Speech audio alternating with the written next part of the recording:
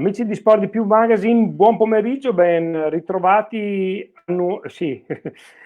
Annuale, stavo dicendo, ho l'auricolare che mi dà un po' di fastidio, mi si sta attorcigliando intorno al collo.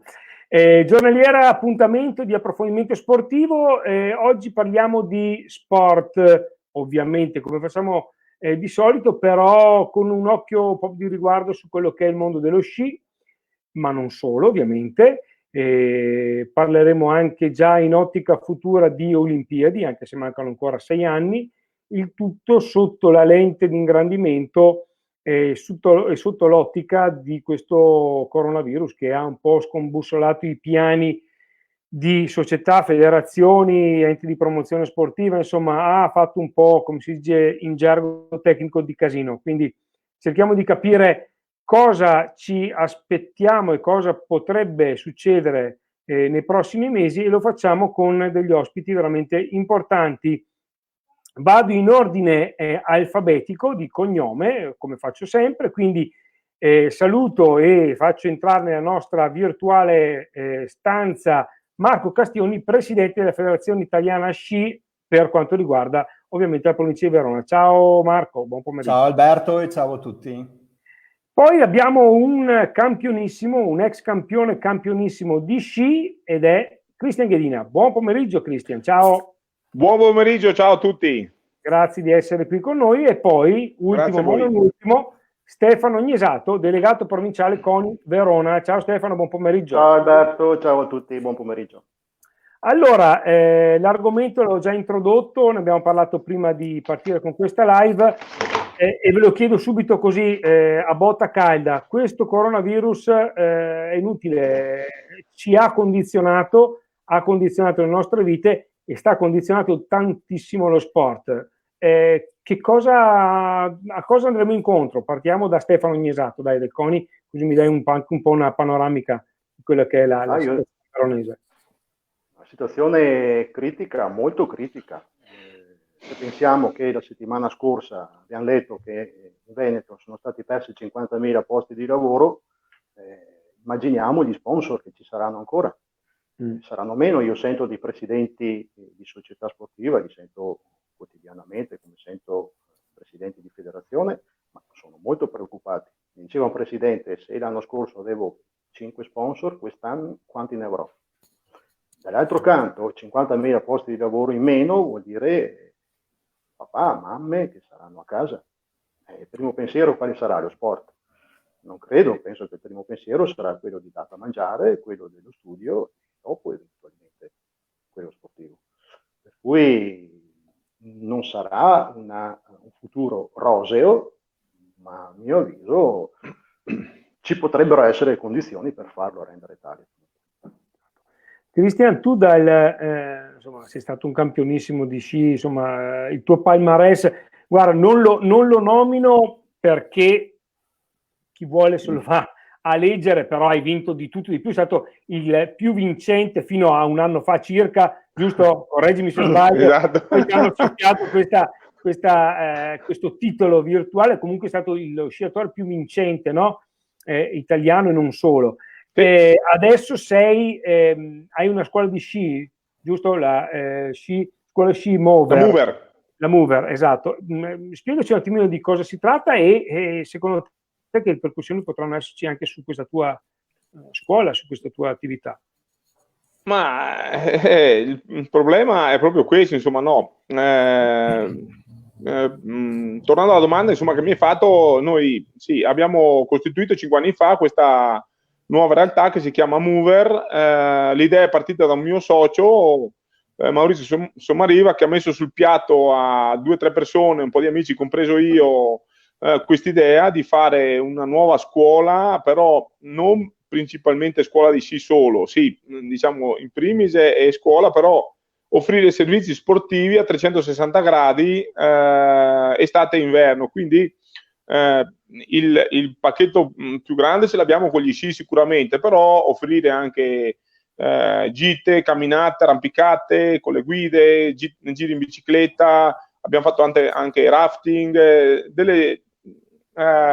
diciamo un pacchetto completo un pacchetto completo per il turista che viene da noi, entra dentro e gli organizziamo, gli proponiamo le diverse cose in funzione anche chiaramente di quello quante persone ci sono, e li portiamo, gli facciamo passare la settimana di vacanza facendo dello sport o da una o dall'altra. Questa insomma è una bella realtà nuova, perché a Cortina noi quando ci siamo costituiti, abbiamo costituito la scuola, eravamo la nona scuola di sci, quindi di Cortina, quindi tante scuole bisognava offrire un servizio, un prodotto diverso, e abbiamo deciso di fare così. È stata accettata da tutti i soci, approvata, una bella idea, stiamo lavorando su quello. E chiaramente adesso con questo coronavirus già un po' alla fine stagione abbiamo risentito, anche se la stagione è andata alla grande, e penso sia una bella stagione quest'anno, no? È stata una bella stagione. È stata una gran bella stagione. Ho sentito anche un po' tanti altri colleghi di altre scuole, oppure anche le società degli impianti, così diciamo fino a quando c'è stato il blocco totale degli impianti che hanno chiuso un po' tutte le attività, stava andando tutto alla grande. Il problema è proprio per il futuro, per il discorso degli sponsor, del turista straniero che viene anche a Cortina.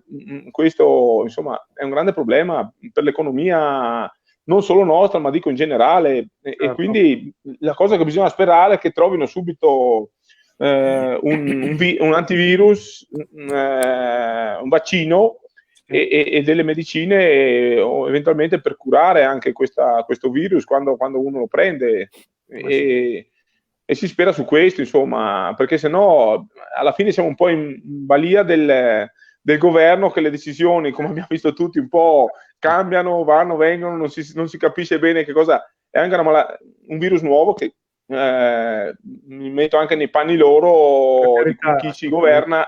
Decidere una cosa nuova, quando è nuova per tutti, bisogna tirare un po' le somme, fare un po' la meglio, perché non hai nessun dato, nessun parametro, e quindi è sicuramente dura. Poi tutti quanti magari critichiamo, sì, che è facile criticare, è sempre facile criticare, però se mi metto dall'altra parte in effetti è ben difficile, perché se tu fai A, magari è B.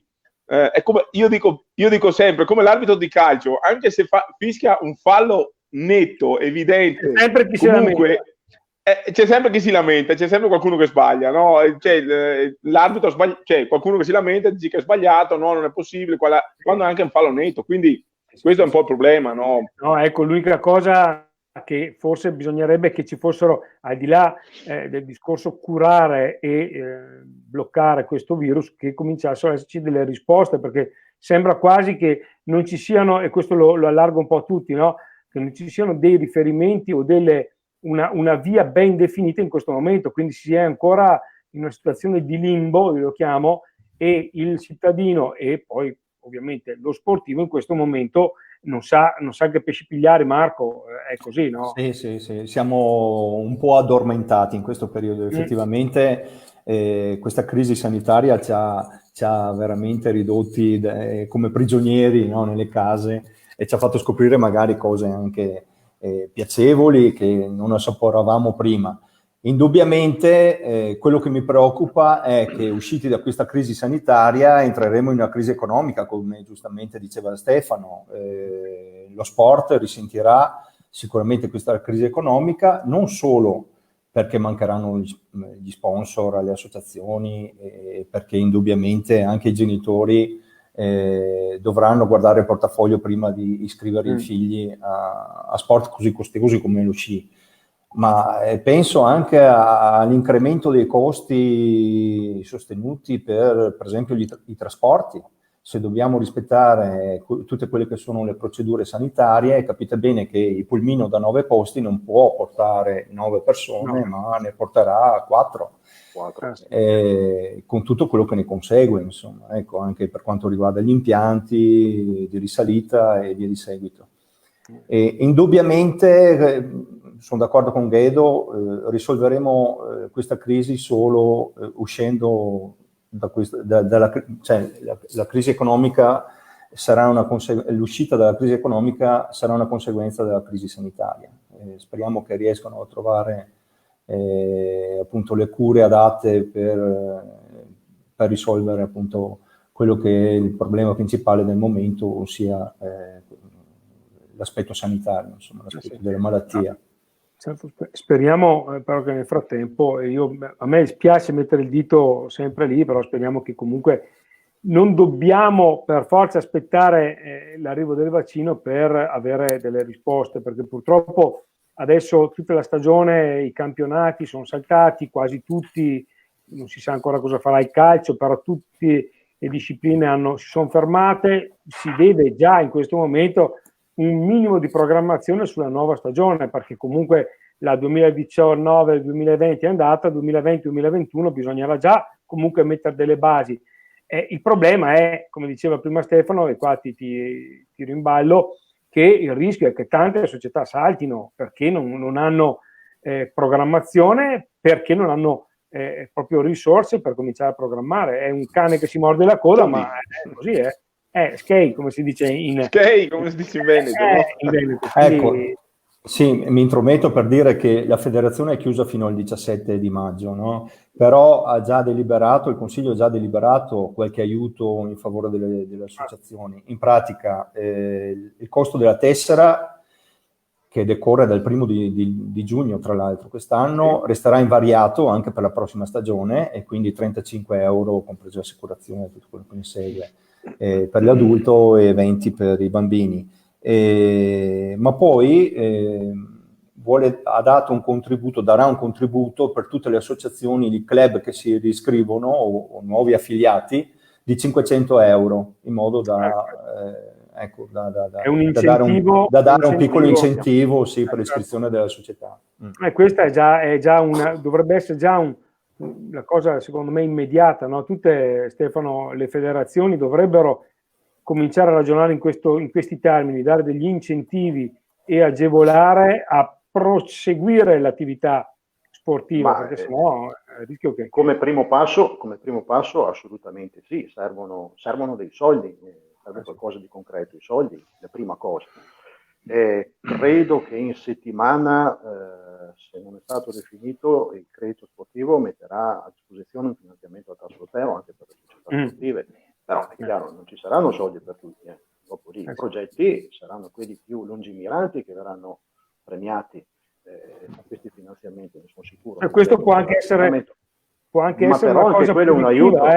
No, ma può essere anche una cosa positiva, nel senso che si aumenta la qualità, si alza un po' la qualità dello sport. È brutto da dire, ma insomma ci sarà una selezione naturale, chi ha i requisiti e chi è in grado di fare le cose fatte bene va avanti. Purtroppo chi magari fino a anche prima del coronavirus ha tirato a campare è destinato a sparire. È brutto da dire, ma brutto da dire, semplifichiamola, dobbiamo, soprattutto noi dirigenti, dobbiamo renderci conto che uno non vale uno. Mi spiego, chi è preparato, chi è competente deve essere presente, può essere presente e dare il proprio contributo, ma bisogna al giorno d'oggi essere dei volontari ma preparati e competenti. Vorrei tornare a fare un passino indietro, parlavamo di soldi, ma non solo soldi, perché le società sportive, tante società sportive, vivono dei proventi del bar, vivono della festa sociale, vivono della lotteria che viene fatta a Natale piuttosto che a Pasqua.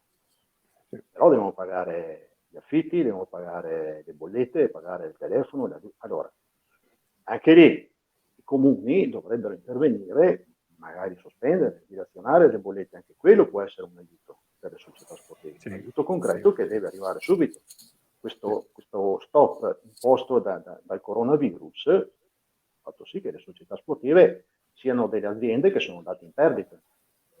Allora, diamo una volta tanto un po' di attenzione in più allo sport, perché è facile, no, quando le cose vanno bene, dire lo sport, un euro investito nello sport ne fa risparmiare 3 alla sanità. Bene, vuol dire che lo sport dà più di quello che riceve. Allora, cominciamo a parificare le cose. Portiamo lo sport al centro delle politiche sociali, ma dobbiamo farlo assieme. Assessore dello sport, federazioni, CONI, società sportive. Se facciamo squadra, cominciamo così e si porta lo sport dove merita essere. E si potrebbe anche coinvolgere in questo gruppo di lavoro anche la sanità, magari in un modo dedicato, però un tavolo di confronto con sport e sanità, anche quando le cose vanno bene, secondo me dovrebbe essere la base. Ecco, allora papale, mi sembra che invece sino ad oggi lo sport sia stato per niente coinvolto. No. Grandi riunioni, tutti presenti, ma gli sportivi a casa, insomma. Non mi è piaciuta questa cosa. No, assolutamente. Cristian, com'è la situazione di sua Cortina, a livello sanitario, ma anche a livello di ripresa di questa fase 2 che insomma, è scattata ieri? Come state vivendo? Ma diciamo che Cortina ha avuto diversi contagiati, dicevano sono arrivati circa a 90 quelli che sono stati riscontrati, 90, 92, 94 e quindi in rapporto alla popolazione che c'è, che Cortina ha circa 4.500-5.000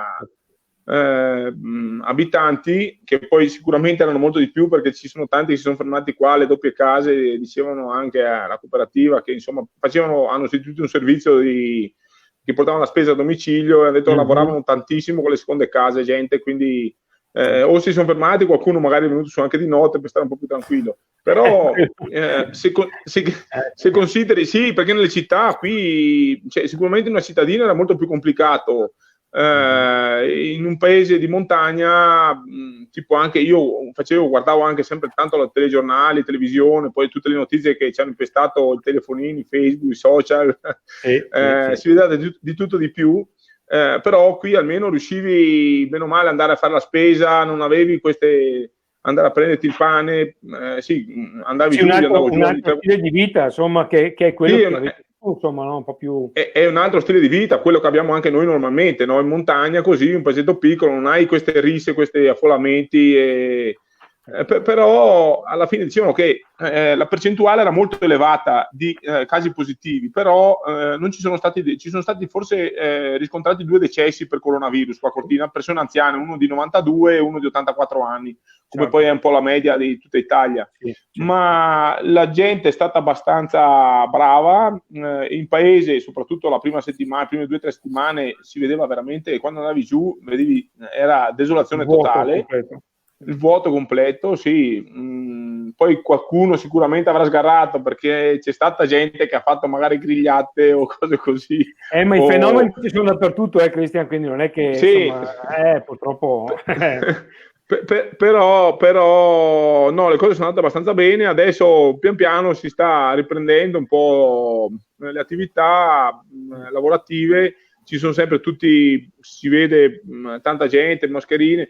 No, sembra bene, insomma, sono tutti preoccupati, però soprattutto io ho un ristorante anche, lo gestisce mio zio, è un po' preoccupato perché non riesce a capire, si dice una cosa, poi dicono una cosa, poi cambiano, poi sì più avanti, poi mettono le barriere, poi si possono mettere anche gli spazi pubblici fuori, dove in teoria non potresti mettere all'aperto, tavolini all'aperto, è un po' tutta una grande confusione, è un po' preoccupato perché poi dopo non sai che mole di lavoro c'è anche per i dipendenti. Sì, ci sono 10 dipendenti, tra cuochi e camerieri e tutto, insomma, devi anche sapere gestirti e quindi anche come fai? È un problema questo, e sono mio zio è un po' preoccupato. Poi dopo chiaramente anche l'affitto, dice sì, se io non lavoro, ho un ristorante bello, grande, ho sempre lavorato bene, tutti i ristoratori, gli alberghi anche, i negozianti, è un problema per l'economia grande questo.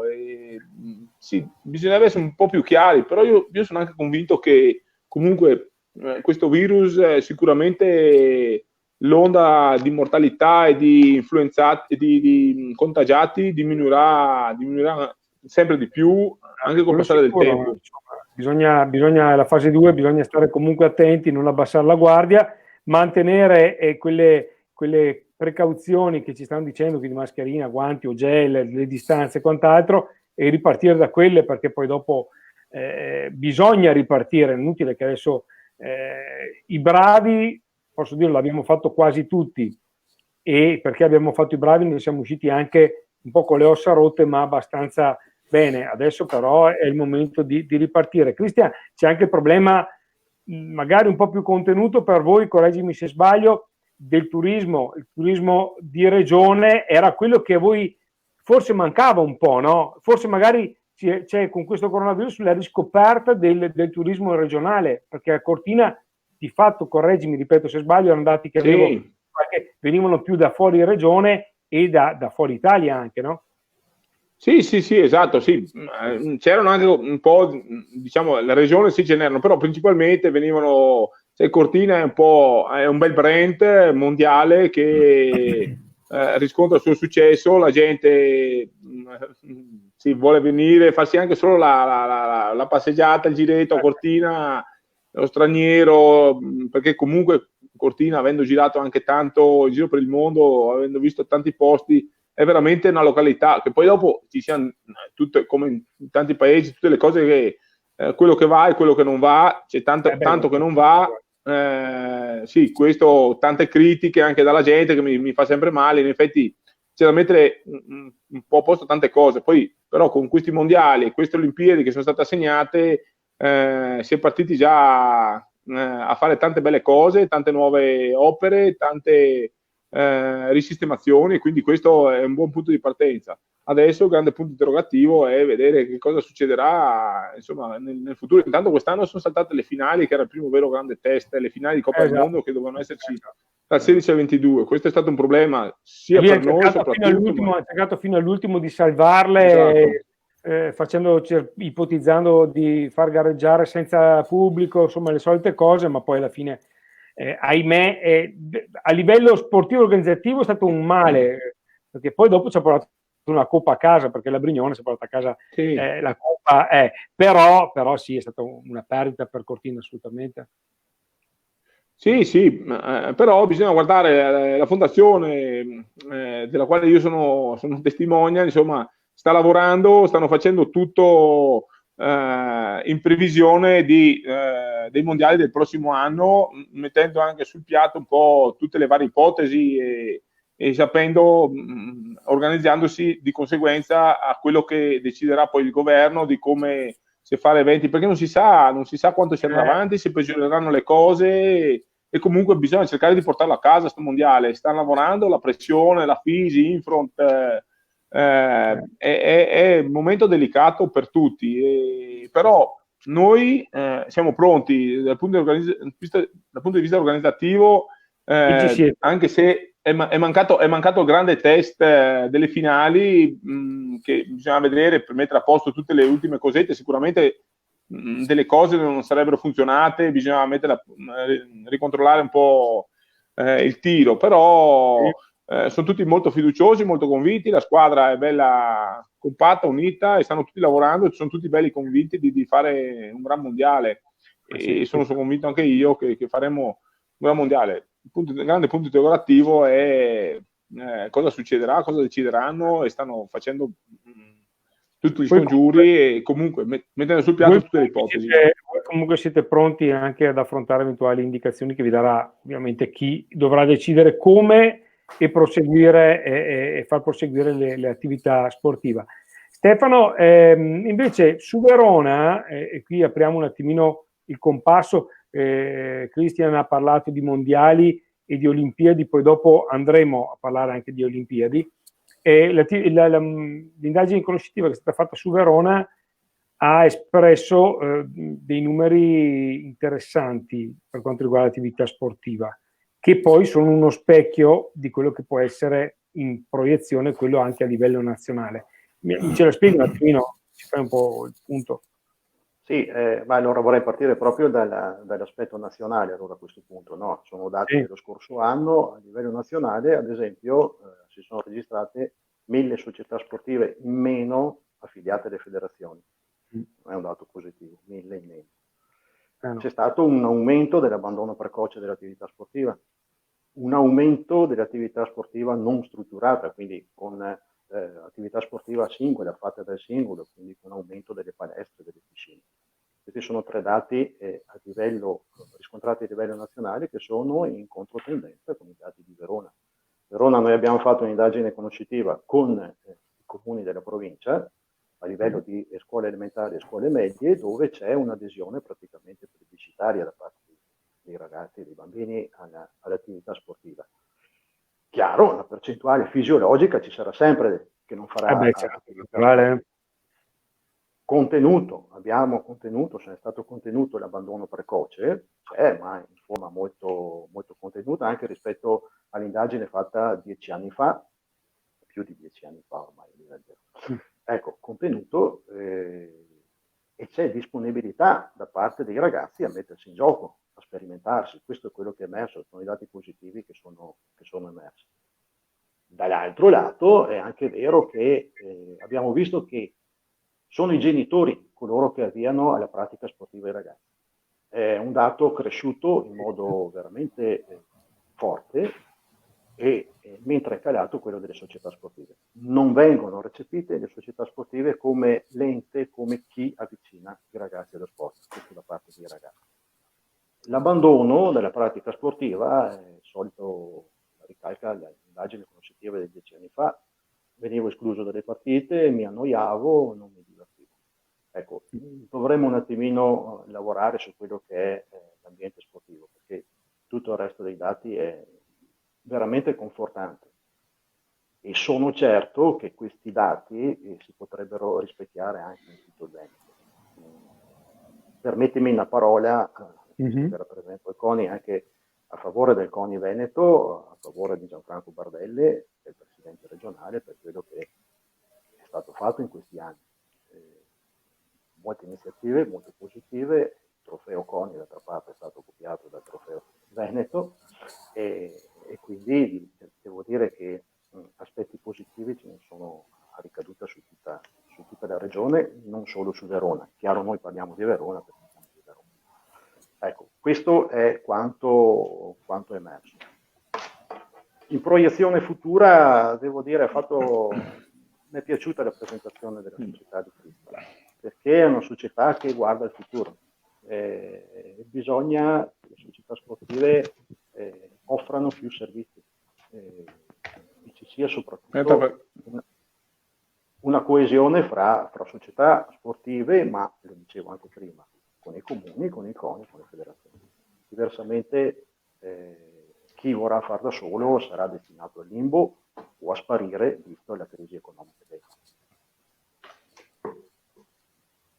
Ecco, io approfitto un attimo perché Stefano ha fatto i complimenti al presidente Bardella, ma permettetemi di fare i complimenti a Stefano perché come responsabile CONI di Verona è riuscito in questo periodo in cui eravamo un po' tutti annebbiati, no? Non sapendo bene cosa fare, è riuscito a mantenere coeso il mondo sportivo veronese, facendolo sempre partecipare, aggiornandolo sempre sulle situazioni. Quindi grazie Stefano a nome della FISI, però sicuramente rappresento anche tutte le altre federazioni e enti sportivi che in questi giorni sei riuscito a mantenere coeso, ripeto.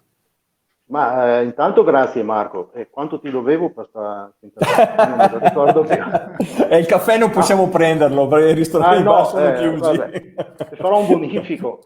No, ecco, anzi, bravo Marco perché mi hai ricordato una cosa, va dato atto che a Verona, a parte l'indagine conoscitiva, mi è stato riferito che siamo stati l'unica provincia in Italia a fare una cosa del genere. Ne stiamo facendo anche un'altra, unica a mio avviso, perché abbiamo dato avvio a dei tavoli di lavoro, dei tavoli di confronto che coinvolgono le amministrazioni comunali e le federazioni. Questa massimo settimana prossima farò partire anche quello con le società sportive. Ed è un lavoro comune, che intanto va avanti separatamente, prima o poi speriamo di riuscire a ritrovarci e lavoreremo assieme per il futuro. Bene. Comunque grazie Marco delle parole. Contraccambio perché insomma anche Marco è uno dei presidenti che sono sempre presenti, che danno una mano, sono collaborativi, quindi grazie anche a te Marco. Però la pare fatta apposta adesso, questo scambio. Sì, esatto. invece è venuta così. Non ci siamo messi d'accordo, no. Vabbè. Quando hai sciato l'ultima volta, Guido? L'8 marzo. Ho sciato proprio, mi sembra di sì, l'8 marzo che c'era tutta la fondazione mi ricordo in Tofano sono andato su con un gruppo di amici a farmi a sciare, a farmi una sciata, e c'era già tutto il casino un po' nell'aria, e dal giorno dopo sostanzialmente hanno iniziato a chiudere tutti gli impianti, e quindi sì, l'8 marzo mi pare, l'8 marzo l'ho sciato. Sì, L'ultima volta mi sono fatto delle sciate in Tofana spettacolare, era una giornata bellissima. Giornata bellissima, neve splendida. Poi io ero a casa quando in teoria ci dovrebbero essere state le finali, dal 22, cioè, dal 16 al 22 di marzo, chiaramente ero qui a casa mia e guardavo, c'era proprio una settimana, è stata una settimana, sarebbe stata una settimana da paura, una finale meravigliosa, pubblico, bel tempo, neve, pista, preparato tutto, sarebbe stato tutto veramente... poi magari qualche intoppo di organizzazione forse ci sarebbe stato, però sarebbe stato una finale grandiosa, e soffrivo, guardavo, dico madonna che dispiacere, con queste giornate, tutto perfetto, anche temperature, neve, peccato, è stato veramente un gran peccato. No, io ero Cortina il 1° marzo perché era in programma. Vi chiedo scusa, ma è saltata la mia connessione internet, quindi vi ho abbandonato. Okay. No, niente paura. Abbiamo chiacchierato. Ho detto anche un porco Giuda in diretta, voi siete andati in diretta, anche la mia imprecazione è andata, però insomma capita, dai, insomma. Siamo saltati tutti e la trasmissione è saltata? No, voi siete andati, infatti dopo vedrò cosa avete detto in mia assenza. Sicuramente abbiamo parlato male di te, perché ovviamente perché ci sono le prove. Però appena via l'immagine abbiamo iniziato a martellare. No, stavo dicendo che il 1° marzo ero su a Cortina perché c'erano le finali regionali che poi sono saltate. La sera prima, adesso mi vengono i brividi, sono andato a un evento organizzato dalla fondazione e eravamo stretti come delle sardine, per cui se non mi sono beccato il virus in quell'occasione, penso che forse sono salvo. Insomma, eravamo come hanno detto, sicuramente ci saranno stati tanti positivi, purtroppo non si poteva fare il tampone, però è un dato di fatto che tutti i positivi, il 60-70% sono asintomatici, e quindi l'avranno incontrato tantissime persone senza rendersene conto, e poi magari l'avranno diffuso, magari l'ho preso anche io, però... E questo è il grande problema, no? Che non si capisce come e cosa. No, anche perché il 1° marzo nessuno immaginava di trovarsi in questa situazione. Addirittura ho sentito oggi che già i primi casi in Italia c'erano a dicembre, addirittura. Quindi, insomma, lì si entra in un terreno minato che sapere come è andata veramente, lasciamola a chi di dovere che... Allora, sentite una cosa, visto che io mi sono perso un po' della vostra chiacchierata, io riprenderei vi faccio vedere un video, dopo commentiamo insieme, è la prima vittoria di Christian quando avevi 20 anni, quindi si parla di quasi 30 anni fa, no dai, sì? Sì, 30 anni passati. Passa il tempo. Come 30 anni. Quest'anno era febbraio, il 3 febbraio erano 30 anni. La mia prima vittoria in Coppa del Mondo qua a casa, a Cortina. A casa. Allora, adesso facciamo vedere le immagini, ma che cansiamo di dire una roba, sono immagini d'epoca e si vede. Adesso ve lo mando e dopo lo commentiamo. Più decise, ma Christian è un atleta estremamente deciso, con grandissima voglia di attaccare. Attenzione a Christian Ghedina, è molto veloce, 133,8 la sua velocità nella parte alta, pulito, anche alzato della seggiovia, anche se forse un po' lungo di linea, un pochettino lungo di linea, è molto vicino ai primi 18 centesimi di vantaggio. Se adesso lascia correre come sa può ancora farcela Christian, forza, molto basso, sempre pulito finora in quei saltini anche lui, un pochettino di traverso in questa curvetta. Qui è molto pulito invece, lui sa lasciar correre come pochi, per cui c'è veramente da sperare che Christian riesca a recuperare quel ritardo che è esiguo. Ha già guadagnato ancora, è solo a 5 centesimi a 1,13 di gara. Forza Christian, ce la fa, speriamo. 34 e 39, primo con 6 centesimi di vantaggio, primo Christian Ghedina. Grandissima gara di questo grandissimo campione che è arrivato al traguardo 3 volte quest'anno, un terzo, un secondo e un primo posto che mi auguro tanto rimanga tale. Cristian, che sensazioni ti fanno queste immagini? Che sono passati 30 anni, però... Ma ancora brividi, poi soprattutto dal commento di Bruno Gattai, che era uno sciatore, è stato nazionale, ha vinto il titolo italiano in discesa libera, lui è un avvocato molto quotato a Milano, ha uno studio di livello, e è sempre stato un appassionato di sci e mi piaceva un sacco i suoi commenti, era molto, poi aveva anche un stima nei miei confronti, lo si sente anche dal suo commento. Bello, è il ricordo, come ho detto più volte, più bello che ho di tutta la mia carriera, la vittoria di Cortina, perché è arrivata diciamo in una situazione un po' particolare. Era il primo anno in cui io facevo i primi risultati in Coppa del Mondo, che ho fatto la prima gara era a Val Gardena, non si partiva all'epoca, stagione 89-90, non si partiva come si parte adesso da Lake Louise, poi dopo Beaver Creek e poi si viene in Europa. La prima gara era Val d'Isère. Val d'Isère era stata cancellata perché siamo andati lì, c'era neve, brutto, non si è fatta. La seconda gara di stagione è Val Gardena. Val Gardena si vociferava già qualcosa, diciamo, della mia bravura, che ero un giovane promettente o cosa. Val Gardena ho fatto il mio primo podio dietro ai grandi Pirmin Zurbriggen, che ha vinto la gara, e Franz Heinzer. Quindi lì sono esploso, diciamo, a livello mondiale, perché la gente parlava di me a sottovoce, e da lì in avanti, insomma, Ghedina, nuovo fenomeno, nuovo Tomat, mi ha messo in contrapposizione, veniamo adesso la prossima gara, la Val Gardena la conosceva bene, la pista di casa, guarda su e giù, come tutti i giornalisti scrivono per fare un po' di notizia, e poi dopo, alla fine, sono andato a Schladming, ho fatto secondo nella Schladming, una pista nuova mai vista, e sono passato in testa alla Coppa del Mondo. Terza gara era Kitzbühel, io non l'avevo mai fatta, non c'ero mai andato, non l'avevo mai vista. L'anno prima non mi avevano portato, anche se già facevo Coppa del Mondo, perché avevano paura, che dicevano che era un po' troppo scalmanato, è una pista dove non puoi andare giù a rotta di collo così, senza, un po' da incosciente, come magari forse andavo tante volte io, perché diceva il direttore tecnico, che all'epoca era Helmut Schmalz, diceva rischiamo di perdere un talento, un bravo atleta, no? Perdono in tutti i sensi, perché se andavi giù a rotta di collo ti perdeva nel bosco. No, infatti sì, che magari cadevo, mi facevo male, no? Questo l'ho saputo poi dopo, perché aveva parlato con mio padre, no? Ha detto è un bravo atleta, però sono un po' preoccupato. Vabbè, sono andato a Kitzbühel, la terza gara di stagione a Kitzbühel, che l'hanno fatta, era il 50° anno, l'hanno fatta praticamente in due manche. La prima volta che facevano una discesa in due manche, ha vinto Atlas Cardal. Io nella prima manche sono caduto, ho rotto, sono andato contro una delle poche cadute che ho fatto in tutta la mia carriera, sono andato contro le reti sotto l'Ausbergkante, dove c'è l'arco della Red Bull, e mi sono rotto 2 costole e ho avuto una commozione cerebrale.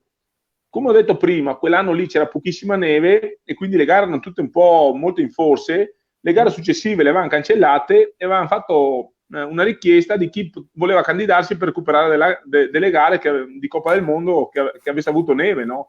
Cortina si era candidata insieme a un'altra stazione sciistica che non so chi fosse, hanno assegnato le gare a Cortina. Io ero rotto, ero in convalescenza, e quindi nuovo fenomeno dello sci, in convalescenza, che non poteva correre, saltava, ero disperato, dico non posso perdermi la gara che io sognavo, era il mio sogno poter correre a Cortina.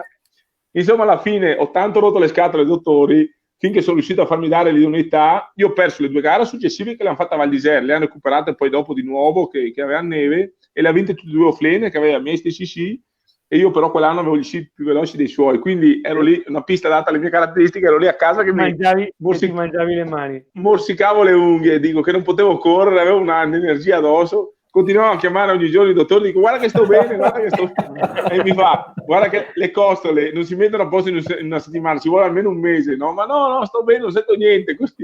E insomma, alla fine gli ho rotto le scatole, sono andato il giorno prima della prima prova, sono andato giù a Milano a fare le visite mediche, a vedere, fare un elettro, un TAC per la testa, perché ho avuto commozione cerebrale, le lastre. E il dottore ha detto guarda, si vede un inizio di calcificazione, l'attacco è a posto, un inizio di calcificazione, io non posso darti, ma no, sto bene, no. Insomma, alla fine ho tanto rotto, mi ha detto vabbè dai, ok, vedremo anche noi come commissione medica, mi ha dato l'idoneità, avevo un'adrenalina addosso, insomma ho vinto la mia prima gara di Coppa del Mondo a Cortina, davanti alla mia gente che è venuto sul mondo, ci sono state 20.000 persone, e a 14 giorni dall'infortunio, dalla rottura del costole, quindi anzi a 13 giorni. E quindi l'hai stato... vinta con la testa, con la voglia, più che con il fisico, nel senso che se fosse stato per il fisico sei stato sul divano. Sì, no, ma sai, l'adrenalina ti porta a fare delle cose incredibili, no? Sì. E poi la gara di casa, la voglia di mettermi in gioco, di confrontarmi, di far vedere ancora di più il mio valore, poi mi ha dato questa energia che mi sono portato a casa la mia prima vittoria in Coppa del Mondo. Poi il secondo giorno, ce n'erano 2 di gara quell'anno lì, il secondo giorno ero secondo fino all'ultimo intermedio, ho voluto strafare, ho spinto nella compressione dove c'è il traguardo adesso delle Coppe del Mondo femminile, c'era una compressione lì, poi si andava avanti ancora 18 secondi di scorrevolezza con 2 salti, ho spinto talmente tanto in quella compressione dove c'era l'intermedio che ero secondo e mi sono quasi sdraiato, sono andato per prendere velocità, sono andato giù di schiena, ho fatto 20 metri sulla schiena, mi sono ritirato su e sono arrivato 15esimo, e allora poi dopo hanno attribuito il mio insuccesso alla festa che avevo fatto, festa delle sera prima, perché hanno detto, perché è venuta la banda a suonare a casa mia, ha fatto una sfilata in piazza, sembrava il carnevale di Rio, sì. E quindi è dato la colpa alla festa perché sei caduto. Senti qua, Simone Bertin dice che sei una bravissima persona, a parte il fatto che sei astemio. E quindi no, non sono astemio, perché ogni volta devo litigare, non sono astemio. Però non mi piace nel vino, nella birra, bevo qualche cocktail che sia un po' dolce, zuccherato, perché sennò comunque continuano a insultarmi e dico in Veneto non può piacere che il vino. Testimonio che beve responsabilmente. Non tanto, però l'alcol lo riesce a sopportare. Sì, no, difatti non sono astemio, però è che non l'apprezzo, no? Io bevo acido muriatico, alcol è la stessa roba, non capisco la differenza. Gridatemi pure, datemi pure le botte. Senti una cosa, Stefano, tornando allo sport veronese, in questi giorni, tu hai detto prima che sei in contatto con federazioni, società così, qual è lo spirito? Non penso sia positivo, ma c'è anche una voglia di... Scusa Stefano, grazie, è arrivato. Io invece ero preoccupato, Marco. Prego. No, avete fatto anche l'ordine prima, mia assenza. Avete fatto è il caffè offerto da Stefano questo, scusa. Esatto. Ecco. No, ma se ne vuoi un altro, Marco, basta che tu ordini, io eseguo. Gelo, cos'era quella bottiglia che hai fatto vedere invece? Difatti, perché non bevo? Guarda, me lo sono preparato qua perché volevo bere un goccio. È il sambuco il sciroppo di sambuco che faccio io. Il sambuco, lo sciroppo già diluito con l'acqua, me lo sono fatto prima e acqua e me lo metto nel sambuco, bicchiere.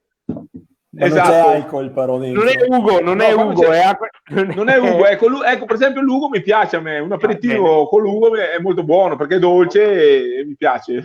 Allora la prossima volta che veniamo su Cortina brindiamo a Ugo, dai, che almeno... A Ugo, va bene. No, scusa Stefano, no, ti dicevo, che sentore c'è voglia di ripartire, l'adrenalina che diceva Christian, in questo momento la voglia va oltre la difficoltà.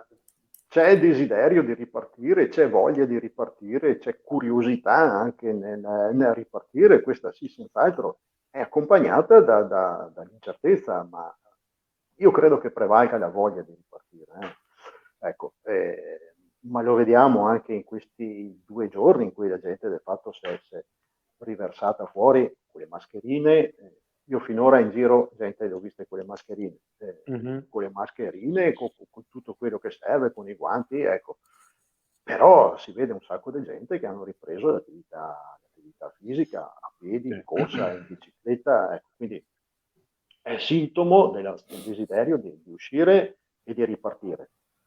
Certo, io dico, questo periodo negativo, brutto, orrendo, non è andato tutto bene, ma era anche un periodo d'oro per riflettere, per ripensare allo sport, per vedere alla fine cosa di positivo è rimasto. Per fare un po' di ordine. C'è, che serve per ripartire con più entusiasmo, che sicuramente ci sarà. Sì. Prima di questo stop, uno dei temi principali di cui si parlava con molta regolarità erano le Olimpiadi Milano-Cortina, un grande evento sponsorizzato, acclamato, voluto, cercato, ottenuto, insomma, con le unghie e con i denti.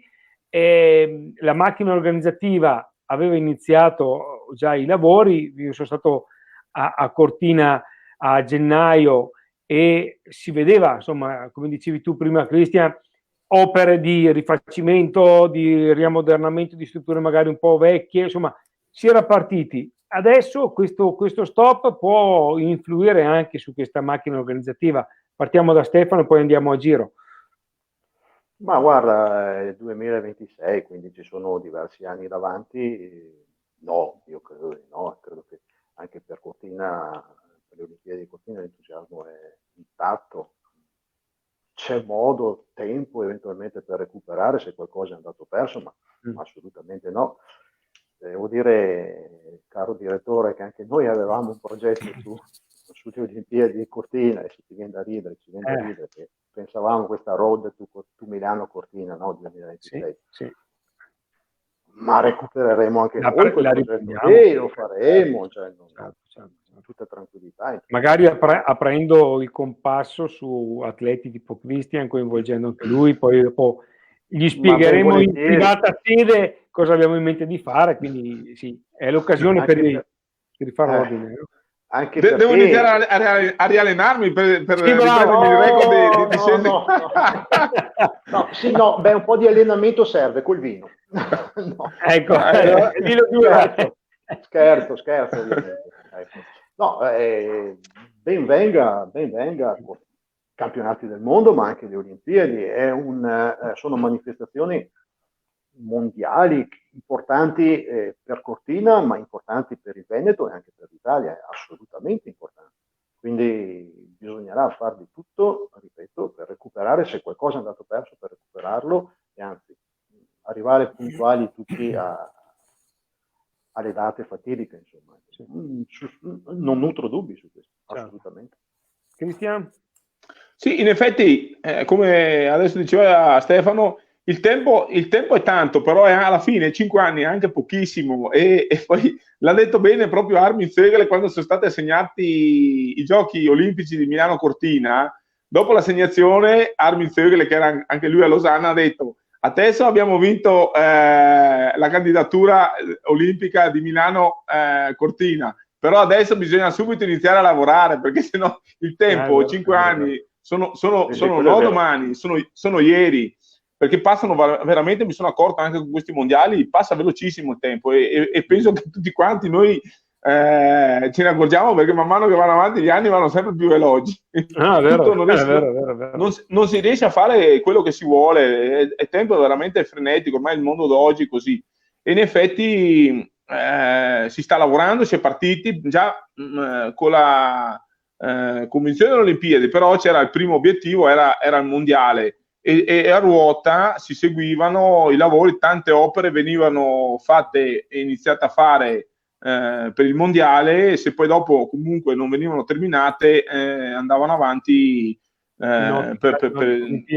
sì, a ruota per le Olimpiadi. Quindi bisogna seguire questa prassi, andare avanti, continuare a mettere a posto, ristrutturare gli alberghi, le strade, parcheggi, la viabilità, gli impianti e le piste, perché a Cortina avremo 5-6 avremo le 3 specialità nella pista da bob, skeleton e slittino, poi avremo il curling e lo sci alpino femminile, e quindi saranno 5 discipline diverse. Sì. Esatto, quindi c'è il rifacimento della pista, poi un po', diciamo, sul mondiale lo sci bene o male sarà già tutto abbastanza pronto, e rifaranno tutta la parte dello stadio per il curling, zone premiazioni, cose così, insomma, e in più tutto quello che ho detto prima, alberghi, viabilità, ristrutturazioni, strade, sì, esatto. Marco, anche tu sei d'accordo? Sì, sono abbastanza d'accordo. Dispiace perché indubbiamente la macchina organizzativa è già in moto, e la Fondazione Cortina, ovviamente Cristian è più aggiornato di me, però la Fondazione Cortina già da tempo sta mettendo in piedi tutto il puzzle per far funzionare bene le cose. Peccato perché c'era la gara di Coppa del Mondo, il finale di Coppa del Mondo, che era un primo test, per poi proseguire appunto nei mondiali, e indubbiamente una macchina ben oliata poi poteva sviluppare nel miglior modo possibile le Olimpiadi. Speriamo che i mondiali si possano svolgere regolarmente. Ovviamente non dipende da Cortina, non dipende da noi, non dipende da Cortina, vedremo come andrà. Insomma, indubbiamente il tempo c'è e la macchina organizzativa è già in moto. Speriamo appunto che si possa provare quello che non si è provato alle finali di Coppa del Mondo, che si possa provare con i mondiali, insomma, ecco. Senti Marco, chiedo a te, che tu sei l'esperto di sci, perché Stefano Gnesato mi ha detto che insomma poco o niente, io forse un po' meno di Stefano, anzi sicuramente meno di Stefano, invece chiedo a te un giudizio tecnico su Cristian Ghedina. Che sciatore era? Non mi permetto, non mi permetto di dare giudizi tecnici. No, dai, racconta a chi non conosceva, chi non ha visto scendere Cristian, che tipo di sciatore era. Allora, dai, ecco.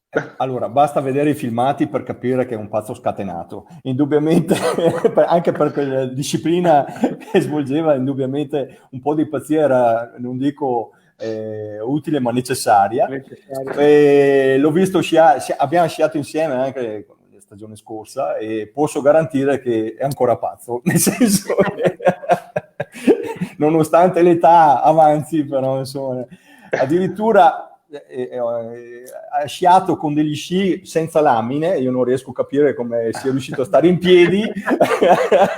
Me ne sono accorto solo alla fine della giornata. Ho detto: ma come fai a sciare così senza lamine? Assolutamente, Marco, una persona normale non starebbe in piedi. No, ma sai perché? Perché non facevo le curve e venivo dritto, quindi a far curve le lamine non servono se vieni dritto, no? Difatti questa è una cosa che scherzosamente quando facciamo, siccome nella scuola nostra, nella Mover, ci sono 4 champ, li chiamiamo champ noi, no? Ci siamo io, la Deborah, che è un po' un extra che nessuna scuola c'ha, siamo io, Deborah Compagnoni, Pietro Pillercotter per il fondo, che è maestro anche lui, e Giacomo Crater, che è snowboardista, che uno se vuole può prendere delle lezioni con noi, chiaramente a un costo differente, più elevato, e può farsi una sciata con me. Io quando anche mi chiedono di fare le lezioni, no, vorrei sciare, anche io vorrei prendere lezioni da te. Allora io scherzosamente dico sempre: guarda che io faccio lezione solo con quelli che vanno dai 100 all'ora in su, no? Non prendo altri clienti. Allora, fai una selezione naturale anche tu. Sì, no, però insomma mi piace sempre andare forte, veloce, l'aria in faccia, però sempre l'azione pulita, bella composta, insomma. Ti dà ancora delle belle sensazioni sciare. Sì, che lo aiuta molto, indubbiamente dal punto di vista strutturale, l'ha aiutato molto anche durante l'attività agonistica, insomma. Visto che parliamo di pazzia, io faccio vedere un video che è rimasto un po' negli annali, no? Quella tua famosa spaccata, poi me la spieghi, perché prima Marco mi ha detto che c'era dietro qualcosa su questa spaccata. Intanto facciamo vedere il video. Aller prendre la première place à Roland Fischnaller, car la glisse il connaît, Kitzbühel il connaît, la preuve 137.2, c'est le plus rapide. Oh, super! Oh, c'est magnifique! C'est magnifique, il va faire! Oh, 57 centièmes, et en plus il se permet des facéties extraordinaires! Voilà, c'est le show, c'est Kitzbühel. Je vous promets du spectacle. Ça, c'est fabuleux. J'ai jamais vu ça. Moi non plus, jamais vu. Ah, c'est incroyable. Le son écart. Ce matin, il nous a Regardez, le son écart à l'entrée. Oh, c'est énorme. C'est fabuleux.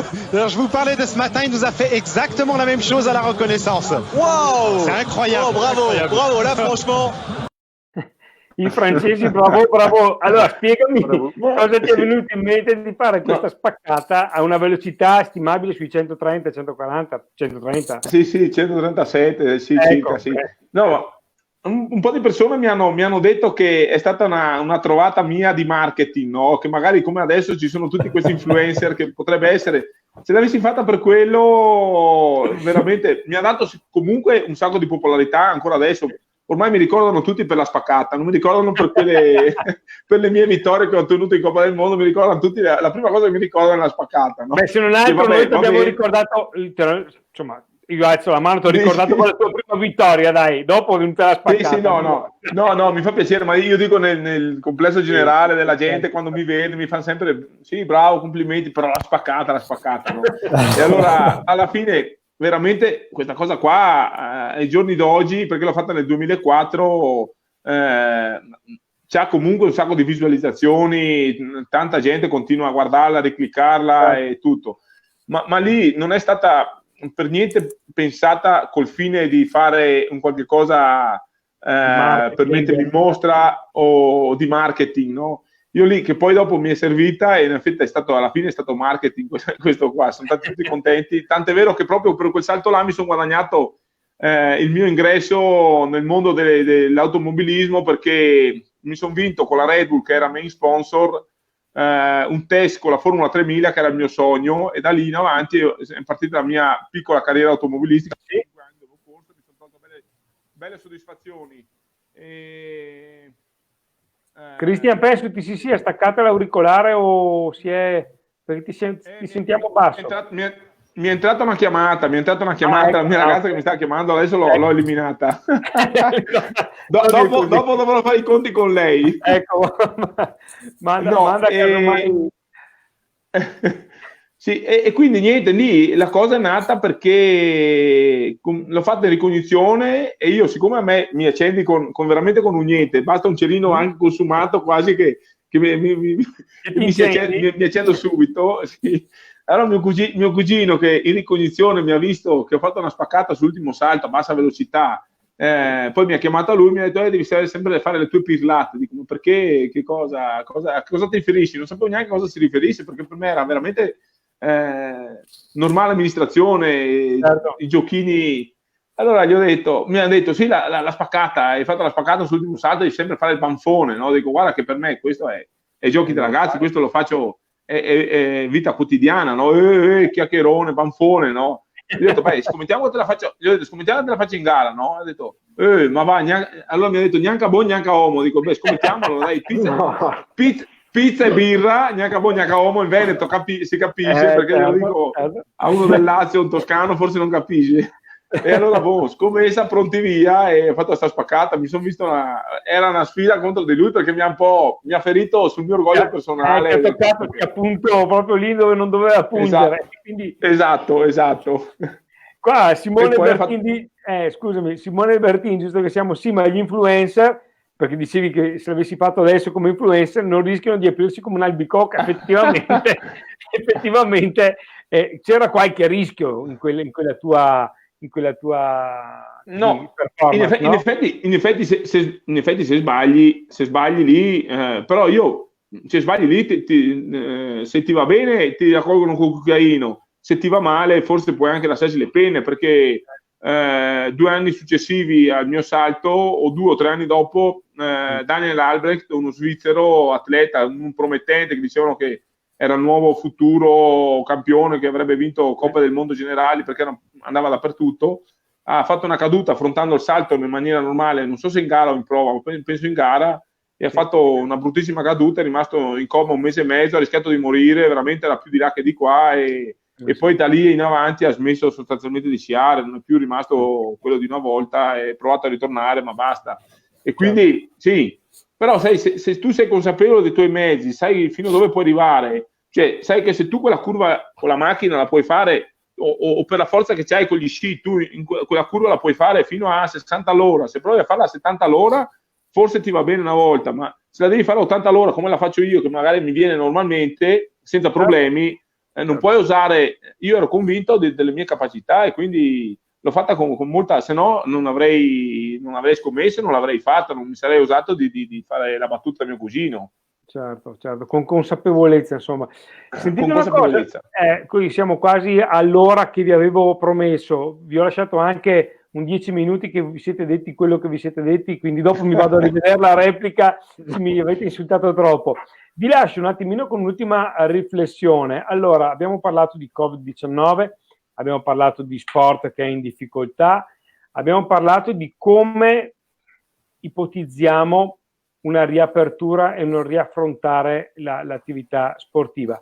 Ma questo Covid-19 a livello non solo sportivo, cosa di positivo ci può aver lasciato?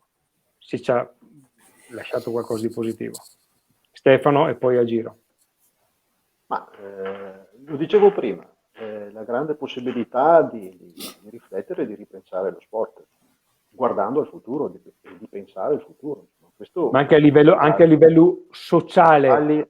A livello sociale, devo dire, i contatti alla fine, telefono, messaggi, chiamate video, sono state tante, sintomo insomma alla fine gli decideri ci sono e ci sono sempre in qualsiasi situazione.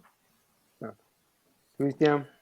Ma diciamo che come si dice, no? Si dice anche non tutti i mali vengono per nuocere. In effetti io penso che tutti quanti a livello mondiale, tutti i paesi, quelli soprattutto più colpiti, abbiano riscoperto il valore delle cose essenziali, perché ci siamo ritrovati a casa e in effetti si è, diciamo, un po' purificato tutto il mondo, perché si è visto le città, l'inquinamento, il mare, veramente bello. E poi a casa tutti quanti hanno fatto quelle cose che magari non si trovava mai il tempo di poterle fare, perché c'è una vita talmente frenetica, ci si è resi conto forse che bisogna ogni tanto rallentare questi ritmi frenetici che abbiamo, perché si va sempre più veloci e tutto che va così veloce, e ogni tanto bisogna veramente far mente locale e dire no, adesso devo un attimo fermarmi. Questo coronavirus ti ha costretto a stare a casa e ti ha fatto pensare di quelli che sono anche i valori veri anche della vita, perché non si può sempre solo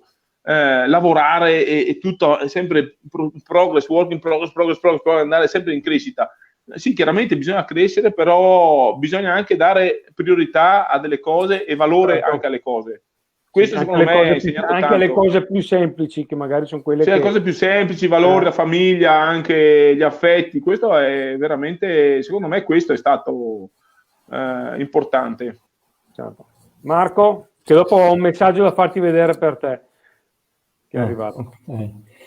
No, quello che mi viene in mente, parlando appunto di questo periodo, è le discussioni che si vedevano sui social, sulla corsetta, sulla possibilità di andare in bicicletta, eccetera. Forse si è scoperto un po' l'importanza dello sport per le persone, cioè muoversi è importante, e poi tutti i valori che ne conseguono. Indubbiamente, ripeto, ci sarà anche un problema economico, e questo comporterà senz'altro una necessità di ritrovare quelle economie di scala e quelle aggregazioni che magari finora non si sono effettuate tra società, proprio per i problemi che accennavo prima, e quindi probabilmente importanza dello sport, spirito di aggregazione, e poi anche una considerazione, rifacendomi al discorso che faceva prima Stefano, insomma, dell'importanza dello sport anche a livello nazionale, anche dal punto di vista economico, perché teniamo presente che direttamente lo sport sviluppa il 2% circa del PIL nazionale, insomma, ecco, quindi non è da sottovalutare anche questo aspetto, insomma. Allora, intanto ti faccio vedere questo messaggio per te di Emanuele Montresor, che è contento di vederti, almeno ti vede in tele, quindi ti vede e non sulle piste o in sede. Buona serata e spero di vederti prossimamente in qualche riunione. Vabbè, Okay. Riprenderemo anche l'attività normale delle riunioni di persone. E poi un messaggio sempre per Cristian, ma questo è un commento: la spaccata di Ghedo, uno status symbol. Insomma, uno status symbol che però non per tutti, insomma, diciamolo, insomma, bisogna essere bravi per fare una roba del genere, non può farlo chiunque. Sì. Beh, insomma, bisogna essere consapevoli, bisogna sapere capire qual è il proprio limite, perché se no uno li supera. In discesa, anche per vincere, per ottenere grande successo, devi essere bravo a non superarlo mai il limite, devi stare sempre lì sulla cresta, sull'onda, perché appena vai giù un po' da una, che rallenti un po', perdi del tempo, però se vai troppo dall'altra parte della cresta rischi di farti veramente del male. Bene, io vi ringrazio, è stata una bella chiacchierata, spero che insomma vi siate divertiti anche voi, a parte quell'inconveniente tecnico di cui insomma non potevo prevedere, però insomma l'abbiamo portata a casa. Ringrazio Stefano Gnesato, delegato provinciale CONI Verona, Cristian Ghedina, grazie mille Cristian, piacere averti conosciuto. Grazie. Ci rivedremo prossimamente, perché Stefano Gnesato ha delle idee a volte malsane ma molto positive, comunque molto positive. Malsane ma positive, sì, sono malsane perché me le comunichi sempre negli orari più impensati, a notte fonda, ma positive alle 5 della mattina. Anche, in piedi io, puoi essere in piedi anche tu. Certo, sì, ma alle 4 devi dormire. Esatto. Però sempre positive, perché promuovono lo sport, e questo fa bene a tutti quanti. Quindi ancora grazie Cristian, e grazie a Marco Castioni, presidente della Federazione Sci di Verona.